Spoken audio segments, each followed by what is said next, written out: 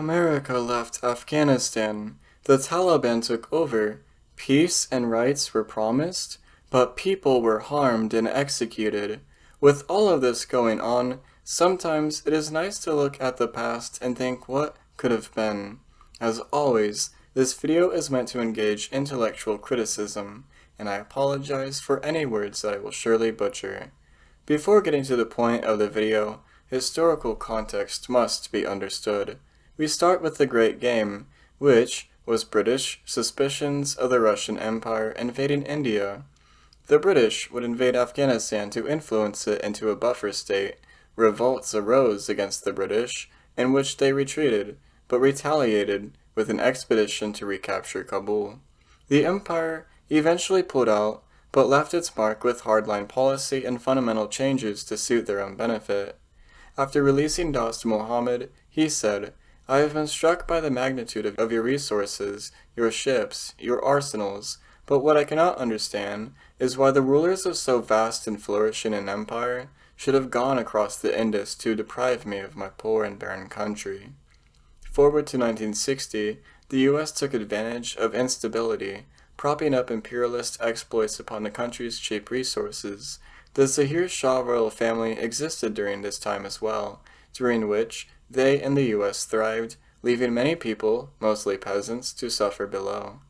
By 1965, Mir Mohammad Taraki and Babrak Karmal led socialists in the country. Taraki became the Secretary General of the People's Democratic Party of Afghanistan, also known as the PDPA. Afghanistan had bi-Tarafi policies to benefit off both the US and USSR. This allowed many people to travel to the Soviet Union and its partner countries to learn much about socialism and how it benefited the people.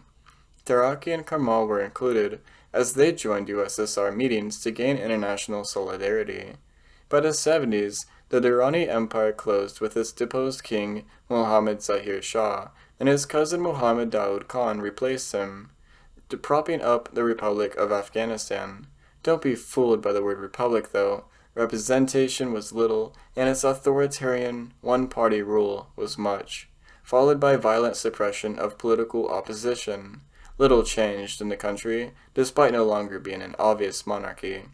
Khan continued the policies of benefiting the USSR and USA, which angered the Mujahideen that declared a jihad.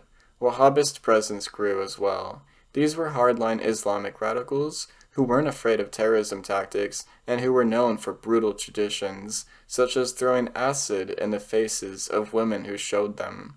They also accused Khan of being a communist and criticized the growing socialist in his government. Khan attempted to purge his government of these people, including the splinter sect of the PDPA that partly helped Khan rise to power, known as the Parchamis. The Parcham newspaper editor, Mir Akbar Khyber, was assassinated. Political unrest resulted. The PDPA took advantage and rallied the masses against foreign interference like that of the Iranian Savak and CIA.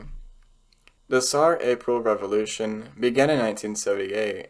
Daoud Khan and his family were killed by officers supporting the PDPA, and the revolution was considered an act by the will of the people.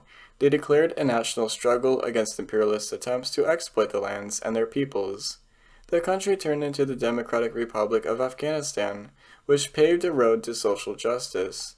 They aimed to eradicate the lack of literacy and to achieve secularization.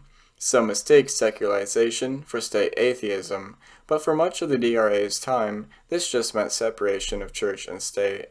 The DRA also aimed to emancipate women for equality and encouraged women to join the government, as well as outlawing practices left over from the former government like forced marriages, Sharia law, and changing the relations of production to a more people-centric one. The land was given to peasants away from feudal rulers. Visibly, the country fully embraced the communist aesthetic, but Brezhnev of the USSR warned them to slow down. The USSR was worried that such accelerated progress would lead to issues, and they were right. Reactionary groups tried to destabilize the government and used acts of terrorism. Islamic fundamentalism became a growing problem, since they sought to hinder modernization attempts. The aforementioned radical Islamic groups, like the Mujahideen that declared a jihad, were being trained and supported by the US in far-right Pakistan and Islamist Iran. Internal issues happened as well, such as bitter rivalries within the PDPA. This led to some very important to understand context, since we're approaching the start of Soviet intervention, so listen carefully. The Parsham faction was purged after criticizing Afghanistan further. The leaders were exiled, many followers were tortured, imprisoned, or executed. It's arguable to say that Hafizullah Amin was never a communist, since he had Taraki killed, accusing him of starting a cult of personality despite cultivating his own, and potential Islamists were being arrested, many executed. While accused of state atheism after its collapse, the Soviets actually intervened after Amin's cruel actions sparked worry, especially when Amin started talking about a coalition with the warlord Gulbuddin Hekmatyar. They also feared a Wahhabi state on their borders, which was those radical Islamists, so the KGB executed Amin, and leadership was passed down to the PDPA's next-in-line leader, Babrak Karmal. Karmal sought to stabilize the country. The first thing he did was grant full amnesty to the thousands of people imprisoned under Amin's fascistic regime. He formed the National Constitution to unite the country and pushed women's rights heavily by reforming the Afghan Women's Council. Efforts grew to emancipate women. By 1981, 230,000 women were in schools, 7,000 women received higher education, a record number of 190 women became professors, and 22,000 teachers in the education system. Despite all of this, the Soviets' power move with the KGB started the growing myth of Soviet imperialism in Afghanistan, but this was largely ignored by Karmal, who focused on developing the country. Sadly, Gorbachev came to power. Stabilization efforts, emancipation efforts, and developmental efforts ceased. The USSR under Gorbachev supported Mohammad Nahibullah to reform the country, which re-embedded Islam's interference in the government and did little to continue social justice. The government opened to allow the possibility of imperialism, Western influence, liberalism, and warlords. Plans to improve Afghanistan's agricultural and industrial developments came to a halt by the liberal reforms as well, and Gorbachev's USSR made it clear that socialism would no longer be supported. Because of this, Afghan people started fleeing the country. The PDPA reformed into the Watan Homeland Party, with advocations for the working class and class struggle as a whole mitigated. By the collapse of the USSR, chaos in Afghanistan sparked. Mujahideen forces backed by the CIA and ISI surrounded Kabul. The UN allowed Afghanistan to transform into a reactionary US neo-colony known as the Islamic State of Afghanistan. Terrorism and brutality continued. The fascistic Taliban arose to combat Western influence, and the Battle of Kabul in 1996 ended in Taliban victory.